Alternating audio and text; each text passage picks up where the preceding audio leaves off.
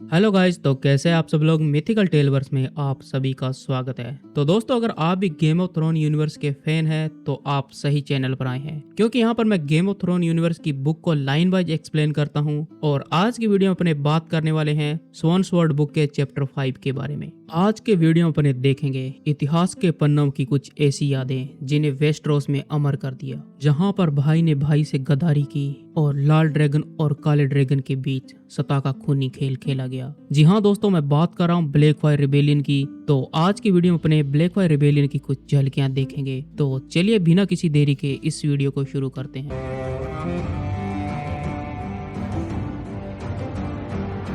अगली सुबह जब सूरज की रोशनी डंक के चेहरे पर पड़ने लगी, तब डंक की आंखें खुली और एग वहां से जा चुका था। डंक उबासी लेते हुए उठा और नींद में यहाँ वहां लड़खड़ाते हुए कुएं के पास गया। अपने चेहरे पर ठंडा पानी छिड़का, कपड़े पहने और तैयार होकर जब वह बाहर धूप में निकला तो उसका घोड़ा थंडर अस्तबल के पास तैयार खड़ा था और साथ में एग भी अपने घोड़े मिस्टर के साथ खड़ा था और वह डंक का इंतजार कर रहा था। एग ने अपने पुराने जूते पहने थे और आज वह हरे और सुनहरे रंग के चेक वाले कोट और सफेद ऊनी पजामे में था और एग असली स्क्वायर लग रहा था। और एग कहता है यह पजामा पीछे से फटा हुआ था, लेकिन सैम स्टूप की पत्नी ने इसे सिल दिया। और तभी सर यूस्टेस अपने घोड़े को बाहर लाते हुए डंक से कहते हैं ये कपड़े एडम के थे। सर यूस्टेस के कंधे पर रेशम का बना हुआ एक पुराना क्लॉक था जिस पर शेर बना हुआ था। सर यूस्टेस आगे कहते हैं कोट संदूक में रखे रहने की वजह से पुराना हो गया है, पर काम चल जाएगा।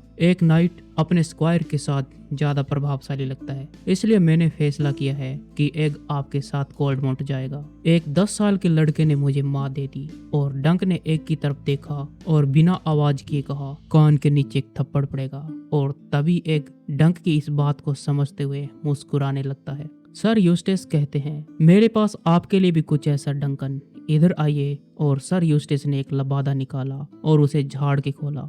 वह सफेद ऊन का बना लबादा था जिसके किनारे पर हरे और सुनहरे कपड़ों के चकोर टुकड़े लगे थे। इतनी गर्मी में वह ऊन का क्लोक आखिरी चीज थी जिसकी जरूरत डंक को सबसे ज्यादा थी। और फिर सर यूस्टेस ने वो क्लोक डंक के कंधों पर पहना दिया तो डंक अपने चेहरे पर गर्व को देख सकता था। वह उसे मना नहीं कर सका और कहा शुक्रिया माय लॉर्ड। तब सर यूस्टेस कहते हैं यह तुम पर बहुत जच रहा है, काश मैं तुम्हें से ज्यादा कुछ दे पाता। मैंने सैम स्टूप को अपने बेटों के सामान की तलाशी लेने के लिए तहखाने में भेजा था, लेकिन एडविन और हेराल्ड कद में छोटे थे, उनकी छाती छोटी थी और पैर भी छोटे थे। मुझे दुख के साथ ये कहना पड़ रहा है कि उनका छोड़ा हुआ कोई भी सामान तुम्हें फिट नहीं आता। तब डंक कहता है यह क्लॉक भी बहुत अच्छा है माय लॉर्ड, मैं इसका सम्मान रखूंगा। तब सर यूस्टेस कहते हैं इसमें मुझे कोई शक नहीं है, तुम एक बहादुर योद्धा हो। अगर तुम्हें कोई आपत्ति ना हो तो मैं तुम्हारे साथ कुछ दूर तक चलूं। तब डंक कहता है माय लॉर्ड मुझे क्यों आपत्ति होगी। एग अपने घोड़े मिस्टर पर शान से बैठा हुआ सबसे आगे चल रहा था। तब सर यूस्टेस कहते हैं क्या आपके उस गंजे लड़के को घास की बनी टोपी पहनना जरूरी है? क्या वह थोड़ा मूर्ख जैसा नहीं लग रहा? क्या तुम्हें भी ऐसा ही लगता है डंक? तब डंक कहता है उतना भी मूर्ख नहीं लग रहा जितना ये तब लगेगा जब उसके सिर की चमड़ी धूप की वजह से निकलने लगेगी। अभी तो ज्यादा गर्मी नहीं है, और जब दोपहर के समय में ज्यादा गर्मी हो जाएगी तब घोड़ों के सैडल इतने गर्म हो जाएंगे कि उसके छाले पड़ जाएंगे। एग एडम के कपड़ों में भले ही सुंदर लग रहा हो, पर रात होने तक वह एक उबला हुआ अंडा बन चुका होगा। डंक कम से कम अपने कपड़े तो बदल सकता था, क्योंकि वह अपने साथ एक दूसरा कपड़ा लेके आया था। तब सर यूस्टेस कहते हैं कि हम पश्चिम के रास्ते की ओर से जाएंगे। पिछले कुछ सालों से इस रास्ते का इस्तेमाल बहुत कम किया गया है, पर यह स्टैंड फास्ट से कोल्डमाउंट किले तक जाने का सबसे छोटा रास्ता है। वह रास्ता उन्हें पहाड़ियों के पीछे से लेके गया, जहाँ पर सर यूस्टेस के बेटे और उसकी पत्नी की ब्लूबेरी झाड़ी के नीचे कब्र दफन थी। सर यूस्टेस बताते हैं मेरे बेटों को यहाँ पर ब्लूबेरी खाना बहुत पसंद था। जब वो छोटे थे तो वे अपने चिपचिपे चेहरों और बाहों पर खरोच लिए मेरे पास आते थे और मैं तुरंत जान जाता था कि वे कहाँ गए होंगे। और सर यूस्टेस इस याद को याद करके मुस्कुराते हैं और फिर आगे डंक से कहते हैं तुम्हारा वह गंजा लड़का मुझे मेरे बेटे एडम की याद दिलाता है। इतनी छोटी उम्र के हिसाब से वह बहुत बहादुर लड़का है। जब युद्ध की लहर उन तक पहुंची तब एडम अपने भाई हेराल्ड को बचाने की कोशिश कर रहा था, लेकिन एक रिवरमैन ने अपनी कुल्हाड़ी से उसका हाथ काट दिया, जिसकी ढाल पर 6 कॉर्न्स का निशान बना हुआ था, जो कि हाउस स्मॉलवुड का सैनिक था। सर यूस्टेस आगे कहते हैं, तुम्हारे वे पुराने गुरु आर्लेन और पेनेट्री, क्या वो ब्लैकफायर रिबेलियन में लड़े थे और किसकी तरफ से लड़े थे, लाल ड्रैगन की तरफ से या फिर काले ड्रैगन की तरफ से? अब डंक कहता है, वे लड़े थे महाराज, मुझे अपने साथ रखने से पहले। उस समय डंक मुश्किल से 3 या 4 साल का रहा होगा, जो कि किंग्स लैंडिंग के फ्लिया बॉटम की गलियों में नंगा पुंगा होकर घूमता रहता। उसके बड़े शरीर की वजह से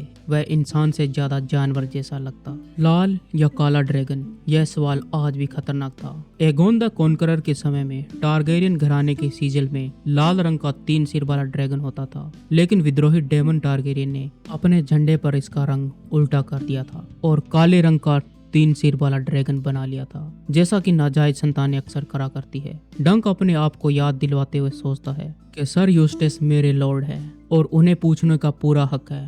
और तब डंक कहता है, माय लॉर्ड, आर्लेन और पेनेट्री लॉर्ड हेफोर्ड के झंडे के नीचे लड़े थे। तब सर यूस्टेस कहते हैं, सुनहरे गोल्डन रंग पर हरी जालियां और बीच में एक लहरदार हरी पट्टी। तब डंक कहता है, हो सकता है महाराज, पर एक को इसका ज्यादा पता होगा। उसे वेस्टरोस के आधे से ज्यादा नाइट के सीजल और उनके प्रतीक चिन्ह याद है। तब सर यूस्टेस कहते हैं, लॉर्ड हेफोर्ड एक महान और वफादार इंसान थे। राजा डेरोन ने ब्लैकफायर रिबेलियन से ठीक पहले उन्हें अपना हैंड ऑफ द किंग बनाया था। बेटरवेल ने इतना निराशजनक काम किया था कि कुछ लोग उनकी वफादारी पर शक करने लगे, लेकिन हेफोर्ड पहले से एक वफादार इंसान थे। जब वे युद्ध में नीचे गिरे तो सर आर्लेन और पेनेट्री उनके पास ही थे। उन्हें एक लॉर्ड ने मार गिराया, जिसकी ढाल पर 3 केसल का निशान बना हुआ था। उस दिन दोनों पक्षों के बहुत से अच्छे योद्धा मारे गए। युद्ध से पहले वहाँ की घास का रंग लाल नहीं था। क्या तुम्हारे सर आर्लेन ने तुम्हें यह बताया था? तब डंक कहता है, सर आर्लेन और पेनेट्री युद्ध के बारे में ज्यादा बातें नहीं किया करते थे। उनका स्क्वायर, जिसका नाम रोजर और पेनेट्री था,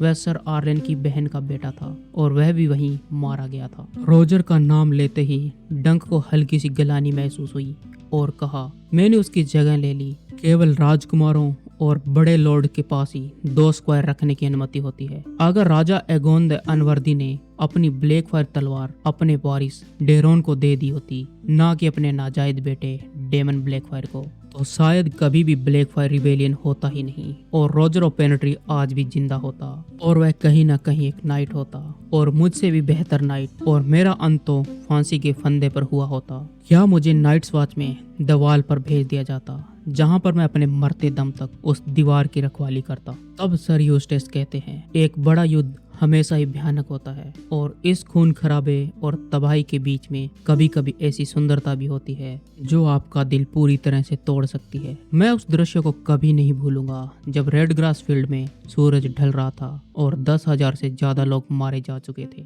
और वहाँ की हवा कहराते विलाप करते हुए लोगों की शीशियों से भरी थी, लेकिन हमारे ऊपर आसमान सुनहरा लाल और नारंगी हो गया था। यह इतना सुंदर लग रहा था, यह सोचकर मेरी आंखों में आंसू आ गए कि मेरे बेटे अब इसे कभी भी नहीं देख पाएंगे। और सर यूस्टेस ने एक आह भरी और आगे कहा, वह मुकाबला उससे कहीं ज्यादा बराबरी का था जितना आज के लोग उसे यकीन दिलाना चाहते हैं। अगर ब्लड रेवन नहीं होता तो उसका अंत कुछ और ही होता। तब डंक कहता है, पर मैंने तो हमेशा यही सुना था कि यह युद्ध बेलोर द ब्रेक्सपियर ने जीता था, उसके और उसके भाई मेकोर की वजह से। तब सर यूस्टेस कहते हैं, गायक अपनी कहानियों में बहुत कुछ छोड़ देते हैं। उस दिन डेमन ब्लैकफायर एक तकड़े वॉरियर की तरह लड़ रहा था और उसके सामने कोई भी नहीं टिक पा रहा था। उसने वेल ऑफ एरिन के लॉर्ड की सेना को बुरी तरह से अस्त व्यस्त कर दिया था और उन्होंने नाइट ऑफ 9 स्टार और वाइल्ड वेनवुड को मौत के घाट उतार दिया। फिर उसका सामना किंग्स गार्ड सर गवेन कॉर्बरे से हुआ। करीब 1 घंटे तक वे घोड़ों पर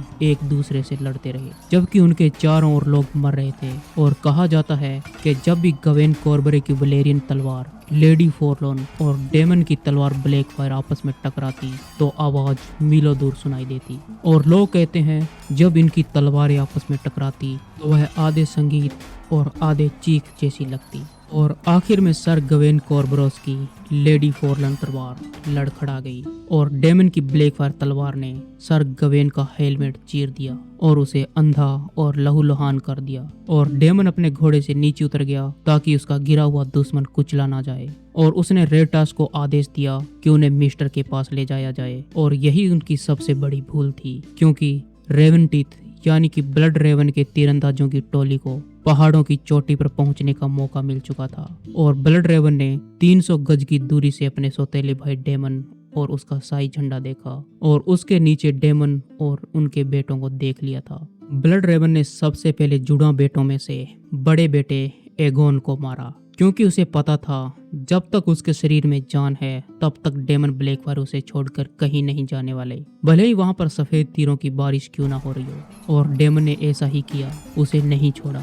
डेमन के शरीर में 7 से भी ज्यादा तीर आर पार हो चुके थे और वे तीर जिन्हें ब्लड रेवन के धनुष से चले थे और उतने ही वो जादू से बंधे थे। और जब डेमन ब्लैकफायर के हाथ से ब्लैकफायर तलवार नीचे गिरी तब युवा एमोन ने ब्लैकफायर तलवार उठाई और जोर से दहाड़ मारी, लेकिन ब्लड रेवन ने उसे भी मार दिया जो उन जुड़वा बच्चों में से छोटा था। और इस तरह से काले ड्रैगन और उसके बेटों का अंत हो गया। सर यूस्टेस कहते हैं, मुझे पता है इसके बाद में भी बहुत कुछ हुआ था। मैंने यह युद्ध थोड़ा बहुत देखा था।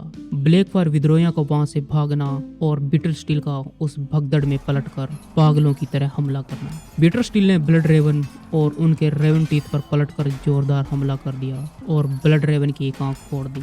यह बैटल डेमन ब्लैकफायर और गवेन कार्बोस की लड़ाई से कम ही था।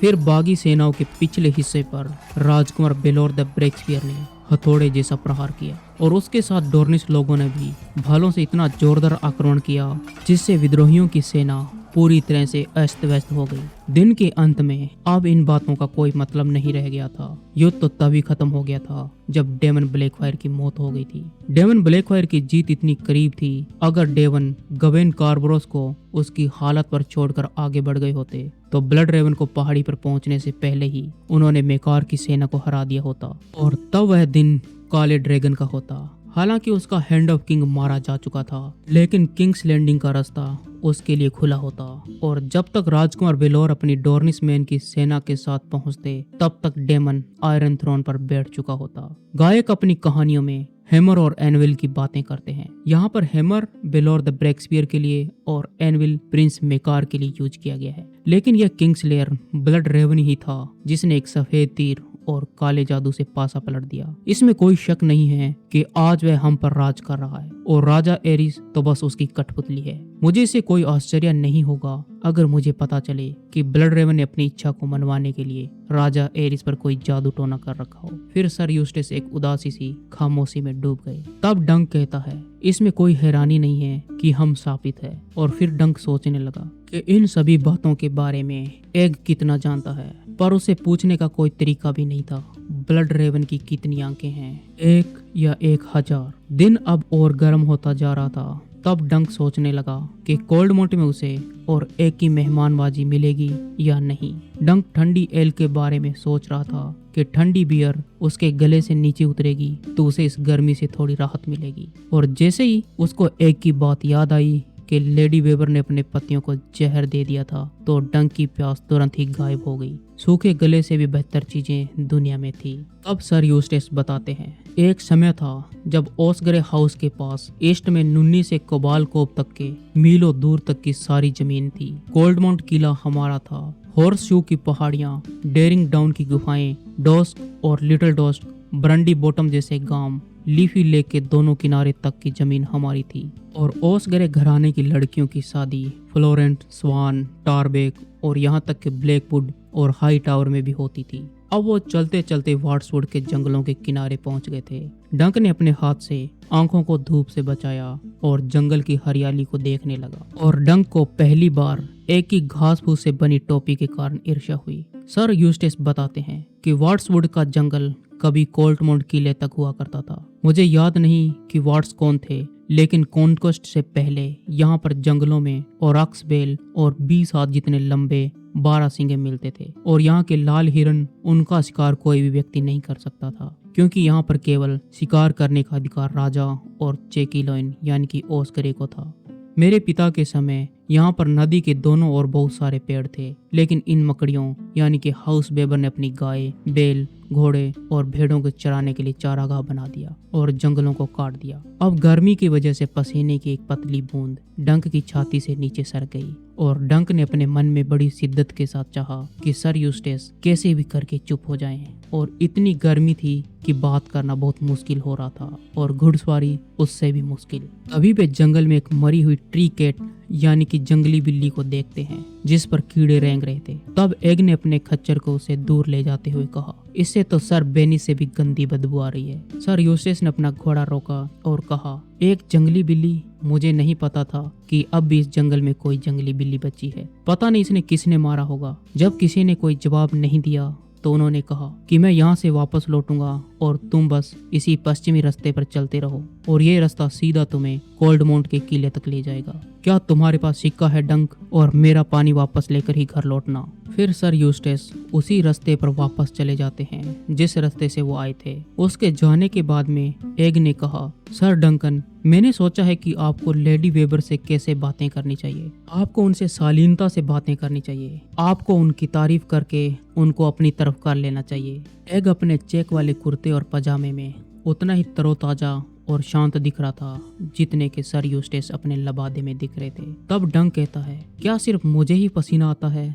और फिर उसने एक की बात को दोहराया, किस तरह की शालीन तारीफें और प्रशंसा। तब एक कहता है, सर डंकन, उन्हें आप बताइए और उनसे इस तरह से बातें करिए कि क्या आप जानती हो कि आप कितनी हसीन और खूबसूरत लग रही हो। तब डंक को शक होता है और वह कहता है, वह 4 पतियों से ज्यादा जी चुकी है, पक्का वह लेडी वेथ जितनी बूढ़ी होगी। अगर मैंने उसे हसीन और खूबसूरत कहा और अगर वह बूढ़ी और झुर्रियों वाली निकली तो वह मुझे झूठा समझेगी। तब एक कहता है, बस आपको उसके बारे में कुछ ऐसी बातें ढूंढनी है जो सच हो। मेरा भाई डेरोन द ड्रंकन भी यही करता है। वह कहता है, बदसूरत और बूढ़ी वेश्याओं के बाल भी अच्छे हो सकते हैं या उनके कान भी सुंदर हो सकते हैं। डंक का शक और बढ़ गया और उसने कहा, सुंदर कान? और तब एक कहता है, या फिर आप उनकी सुंदर आंखों की तारीफ करिए और उनसे कहिए कि आपके लिबास से आपकी आंखों का रंग और भी निखर रहा है और आपकी आंखें और भी प्यारी लग रही है। और एक पल के लिए रुका और फिर कहता है, बस ये ध्यान रखना कि उसकी आंखें ब्लड रेवन की तरह एक ना हो। डंक ने दूसरे नाइट और लॉर्डलिंग को दूसरी महिलाओं के सामने ऐसी चिकनी चुपड़ी बातें करते हुए सुना था। उनमें से बहुत सारी महिलाएं बूढ़ी, कुछ दुबली पतली, कुछ मोटी, तो कुछ चेचक के दाग धब्बों वाली महिलाएं थी। और जैसा कि डंक को याद था, वो महिलाएं इन बनावटी शब्दों से बहुत खुश होती। पर एक हेज नाइट का जीवन सरल और अलग है। माय लेडी, आपका ये लिबास बहुत सुंदर और आपकी ये दोनों आंखें बहुत सुंदर और प्यारी है। अगर मैंने कुछ गलत कह दिया तो वह मुझे पत्थरों से भरे बोरे में सीलकर अपनी खाई में फिकवा देगी। तब एक कहता है, सर डंकन, पर मुझे नहीं लगता कि उनके पास इतना बड़ा बोरा होगा। हम उसकी जगह पर मेरे बूट का इस्तेमाल कर सकते हैं। तब डंक घुर्रा कर बोलता है, नहीं, हम ऐसा नहीं करेंगे। डंक और एग अब उस बांध के ऊपरी हिस्से पर पहुंच गए थे और वहां पर पानी इतना भरा था जिसका उसने सपना देखा था। पानी इतना गहरा था कि आदमी डूब जाए। डंक दूसरी तरफ देखता है तो वहां पर किनारे को काट कर एक खाई खोदी गई थी ताकि पानी के बहाव को पश्चिम की ओर मोड़ा जा सके। वह नहर सड़क के साथ साथ चलती थी और कई छोटी छोटी नहरों में बटकर खेतों की ओर जा रही थी। डंक कहता है, अगर एक बार हमने यह नदी पार कर ली तो हम रेड विडो की जगह में होंगे। और डंक सोचने लगा कि वह किस मुसीबत की ओर बढ़ रहा है। वह अकेला था और उसकी रक्षा करने के लिए उसके साथ एक 10 साल का लड़का था। एक ने अपने चेहरे पर टोपी से हवा डालते हुए कहा, हम क्यों रुक गए सर डंकन? तब डंक ने कहा, हम रुके नहीं हैं, और अपने घोड़े थंडर को एड़ी लगाई और नदी में उतर गया। एक भी अपने घोड़े मिस्टर के साथ डंक के पीछे पीछे चल दिया। नदी का पानी थंडर के पेट तक आ पहुंचा था और धीरे धीरे कम होने लगा। जब वे दूसरी तरफ बाहर निकले तो अब वे दोनों रेड विडो के इलाके में थे। दोनों पूरी तरह से भीग चुके थे। जब कुछ घंटों बाद जब उन्होंने कोल्डमाउंट की मीनारें दिखाई देने लगी तो डंक अपना अच्छा डोरनिस कुर्ता पहनने के लिए रुक गया और उसने अपनी लंबी तलवार को म्यान से थोड़ा सा बाहर निकाल लिया ताकि जरूरत पड़ने पर वह म्यान में ना फंसे। एग ने भी अपना खंजर हिलाकर चेक किया और एग अपनी घास फूस की बनी टोपी के नीचे थोड़ा गंभीर लग रहा था और वे दोनों एक साथ सवार होकर आगे बढ़े। एक के हाथ में हाउस ओसगरे का झंडा लहरा रहा था और यह चैप्टर यहाँ पर समाप्त हो जाता है। तो दोस्तों कैसे लगा ये वीडियो कमेंट में जरूर बताएं। अगर वीडियो पसंद आया हो तो इस वीडियो को लाइक शेयर और सब्सक्राइब करना ना भूलें। तो मिलते हैं जल्द इसके अगले चैप्टर के साथ। Signing off. Thank you for watching this video.